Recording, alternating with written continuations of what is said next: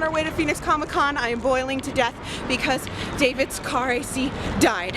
So I will show you inside there. We are on our way. No, we're not cosplaying, but I have my Zelda shirt. You're gonna find the convention center all weekend.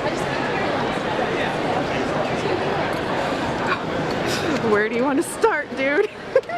Start on that end and just make our way back around. Wow. I want to get one of those for a heli. Do you know her size? No, I don't. That's the thing. Normally I'd get one of those, but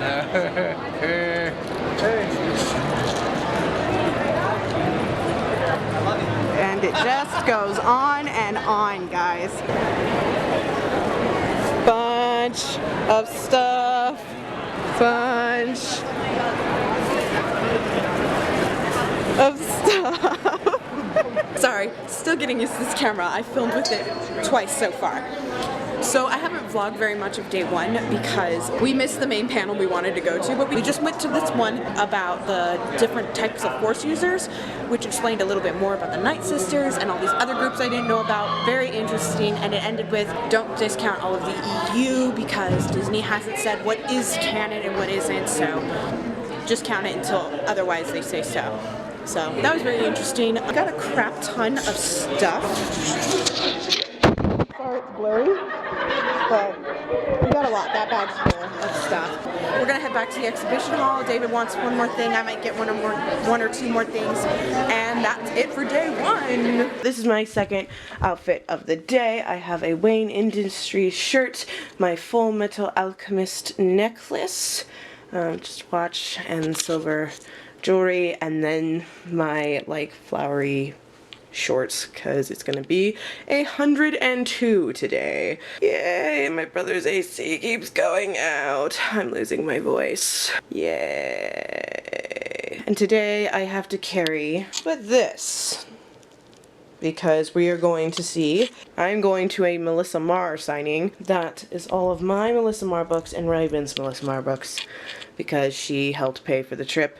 I got her this really awesome puppet. Okay, this is her puppet. It is a silver and black dragon with these purpley pinky intense eyes and these awesome bat wings and stuff, and oh, she's gonna love it. Sorry if this seems choppy. It can't focus in the middle of a video, which is annoying. I have to turn the video off, focus it, and then start it again. We want to see Team 4 Star. We were supposed to see them yesterday and we missed the panel. It's very frustrating. So we didn't get to go see that, but we're going to see them today. Well, yeah, hopefully I'll be able to vlog that instead of just the one random Star Wars panel we went to yesterday. I didn't vlog it. It was dark in there, like darker than normal, which was weird. Oh my gosh, I am losing my voice.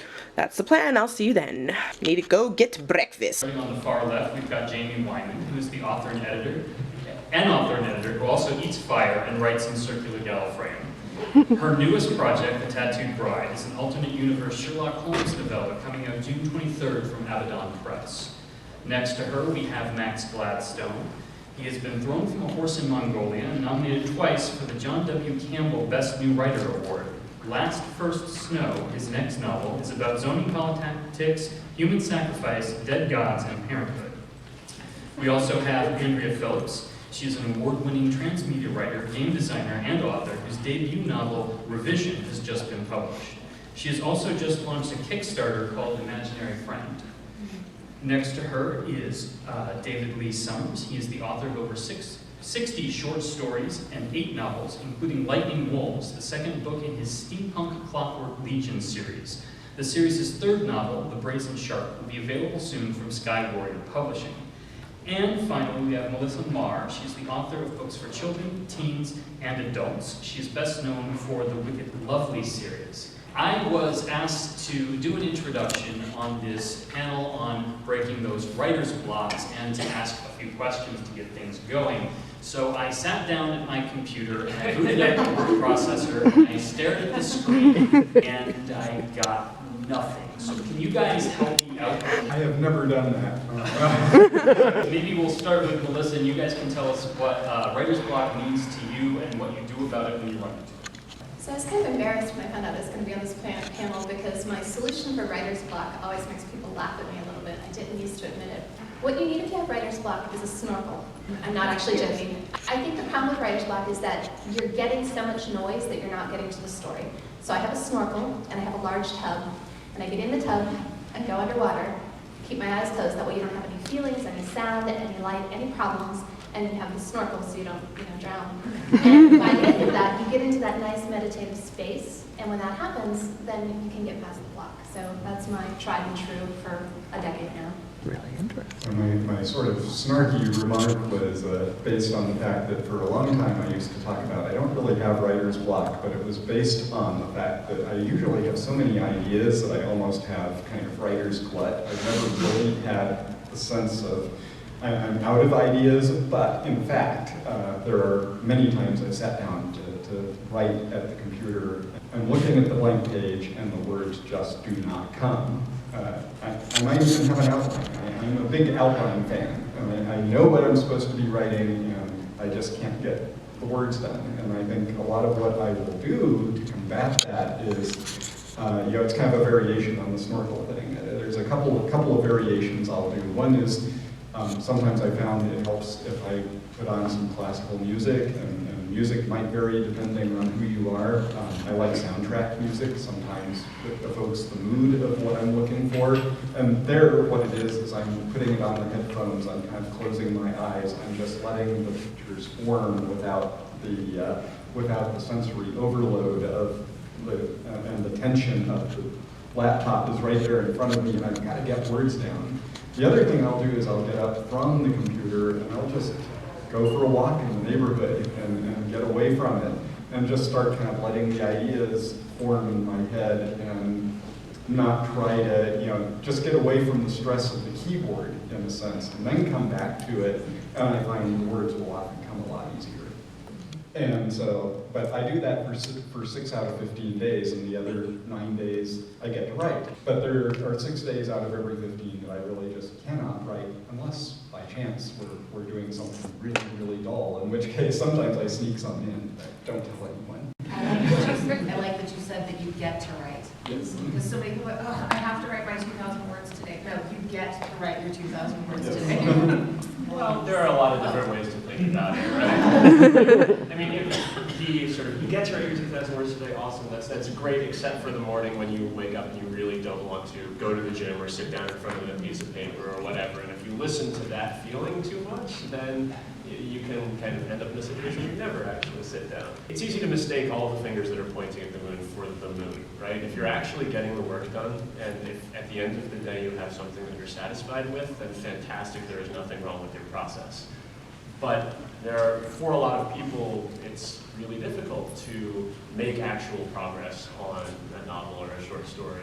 And for some folks, like a 15-minute every day, just get down and get something on the page is the necessary gateway into figuring out what their eventual process is. And for others, sure, if every week you sit down and write 15,000 words in a run, then fantastic. It's good. You need to figure that out about yourself, and that takes time. But isn't that the thing about everything in this industry? Like, there's not a right answer There's for never anything. one I mean, right to way. me, I think that's one of the most empowering aspects of doing this as a career. Because there's never a right answer to anything about being a writer. Like, if what you're doing works, that's totally the right answer for you. And if it's not what works for me, that doesn't mean I'm not a writer. It means that I need a different path. And I think that that's just one of the things that so few careers have, that kind of like individuality is the requirement for being the thing. I just want to say I follow Cameron Hurley on Twitter, and she's been doing a thing where she goes to a beer lounge on a Saturday and writes 10,000 words every Saturday. And it's beautiful to watch it unfold, and it's really not the life that I live or the way that I write, but it's really comforting to me to know that that's an okay thing. And that it's possible to write that way and other ways.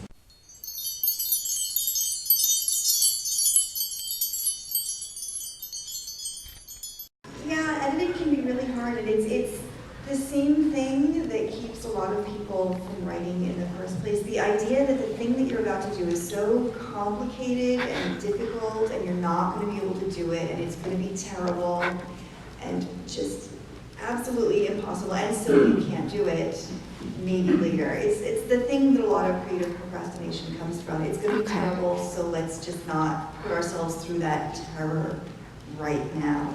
Again, it's just a matter of kind of starting or identifying the one tiny little thing. So, is it David Allen? There's this getting things done theory of productivity involving making task lists, and it's kind of a system for executives to run their schedules and their paperwork and so on. But the important thing to take out of getting things done is that you need to identify the one next action that's a thing that you can actually do. And it's not revise your novel. The one next action is probably something like move chapter 7 to be chapter 13 and then smooth over the transitions. Like, if you can figure out what it is you need to do in such clarity, with such a high degree of granularity, then it will seem not that impossible to do it anymore. Can I ask you a question? Sure. So, what is it that's stopping you from moving forward? Like, I know that's sort of an enormous, like, monumental question, but is it like, God, this sucks, or is it, you know, Fear. I don't want to be doing this particular thing anymore, or is it? It's a lot of fear that it will really suck. I don't know why I'm not pushing through it, but that's really it's big fear. So the fear, the great thing about editing, right, is that you have this draft that's done, and it needs help. And nobody is going to come in and take a look at it until you want them to. And you can go wherever you want in the draft at any point in the draft. You can do anything, and basically every piece of work that you put in is going to make the final product better. Whether that's reordering chapters, whether that's just staring at your first paragraph for an hour and like finally figuring out how to fix that initial sentence, like what it should be. Prose stuff will help, dialogue stuff will help. There is so, and you get to go anywhere in the book to do this. It's like you get to sort of, you're playing jazz with a time machine, you know? All of those moments when you think, God, it would have been so cool in the final chapter if I had done this thing here in chapter 3, you can go back and do that. The potential just keeps unboxing. And it took me a really long time to realize how much I needed to edit, but then also that this was an enormous source of creativity, an enormous opportunity to start bringing new things in. Just thinking like, this is crap, I need to make it uncrap, can cause you to freeze up with the fear.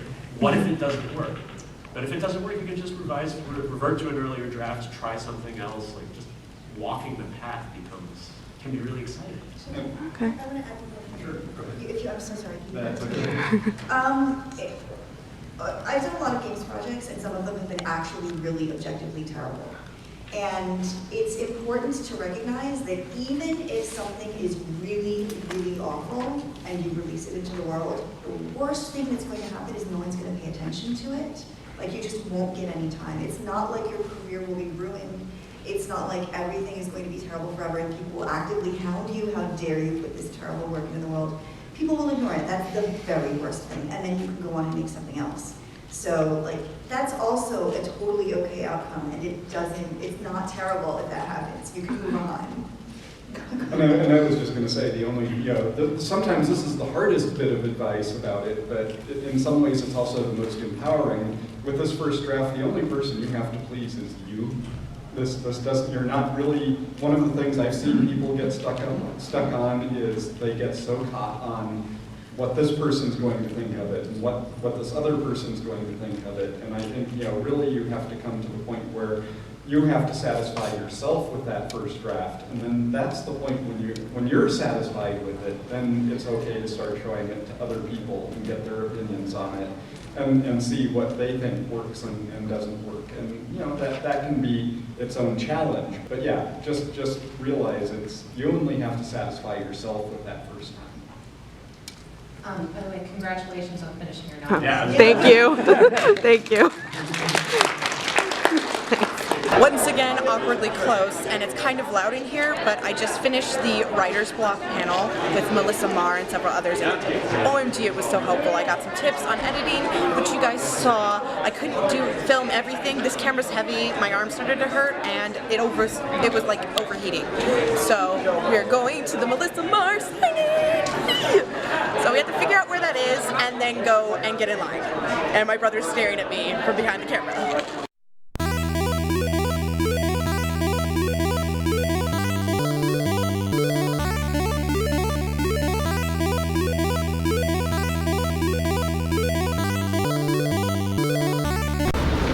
Watch where you're walking. Is it red?